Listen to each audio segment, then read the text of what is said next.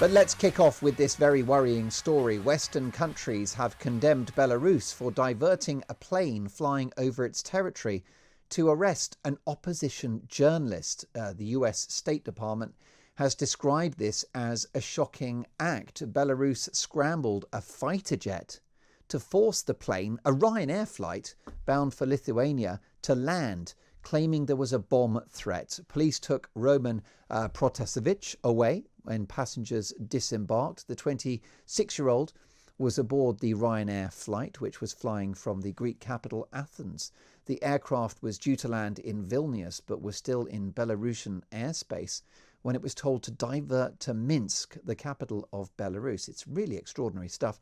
Witnesses said the activist was incredibly scared and told fellow passengers he would face the death penalty. Belarus is the only European country that still executes prisoners.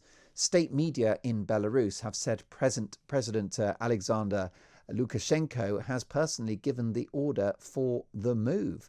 The plane landed in Vilnius more than 6 hours after its scheduled arrival. Let's get reaction now from Conservative MP and Chair of the Defence Select Committee, Tobias Ellwood. Hello, Tobias. Good evening to you. Just listening to you read out those headlines. I mean, did you ever think you'd be reading out headlines that you'd probably find in a John le Carré novel? I mean, this is just quite incredible for a European state to fake a potential terrorist attack on a commercial airline, use MiG fighters to divert the flight just to arrest an activist. I'm afraid it shows you, illustrates, I think, how our international standards continue to be challenged. What does this tell us, Tobias, about the Belarusian regime?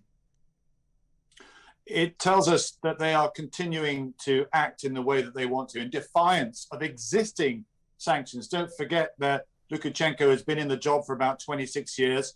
He's managed to win every single election. We think he rigged the last ones that took place last year. There's a ton of sanctions already there, but it's not changing his behavior.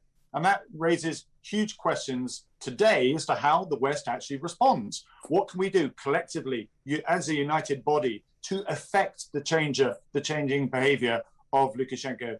And my worry is that we've had so many reports, condemnations, organizations saying they're going to make statements, but we really need to do something that will prompt change, to change this pattern of behavior of a country that unfortunately is also supported by Russia. Well, yes, I wanted to ask you about that because clearly this is a globally concerning situation. The United States have commented. They've said that it's a very, very concerning development. The EU are not happy. Of course, the UK government are deeply concerned as well about the implications of what we saw yesterday. Worth reminding yourself, as you said, that it's just a passenger flight. Deeply, deeply worrying for those on board and quite terrifying. What sorts of pressure could be brought to bear that hasn't already been brought upon this regime? Well, I stress the importance of the countries working together, because when you look at this was, a civilian flight, as you say, from one EU country flying to another, from one NATO country flying to another.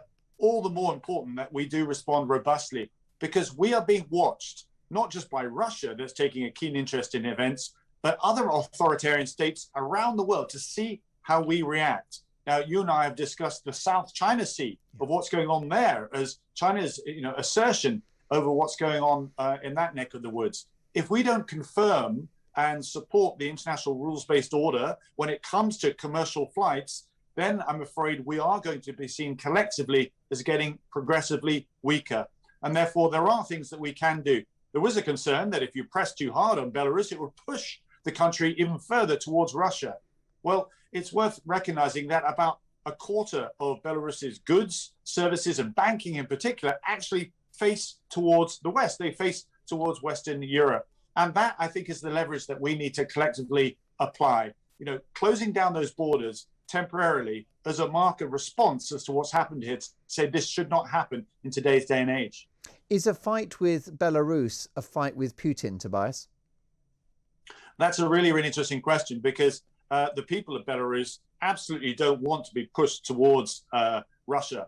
And Lukashenko is very aware of this. So occasionally he actually stands up against Putin, doesn't want to be pushed around, wants to be seen as his own boss. But ultimately you are, as your introduction suggested, dealing with a ruthless dictator, the last one in Europe.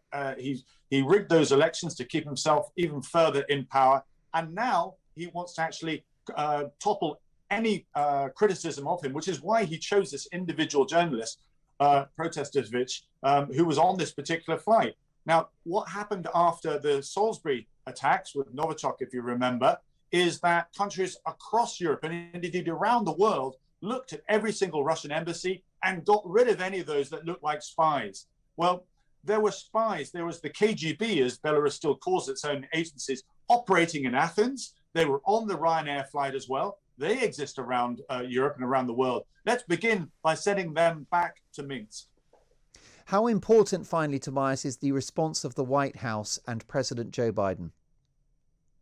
Well, really another good question as well. I mean, we had this sort of laissez-faire approach by Donald Trump, wasn't interested in taking a leading role on the international stage. Joe Biden has come in with a promise to say, wanting to regroup, wanting to, give some determination, direction of travel for the West itself. And that's why I started off by saying it's a test for the West and a test for Washington, D.C. as well. Let's watch what happens from the White House. But ultimately, we do need to see action. Your introduction also mentioned an opposition member there saying words, they mean a lot, but ultimately it's actions that will count to prevent this behavior from being repeated, not just by Belarus or Russia, but other authoritarian nations as well. Tobias, thank you so much for your valuable time. Tobias Ellwood is a Conservative MP and chair of the Defence Select Committee.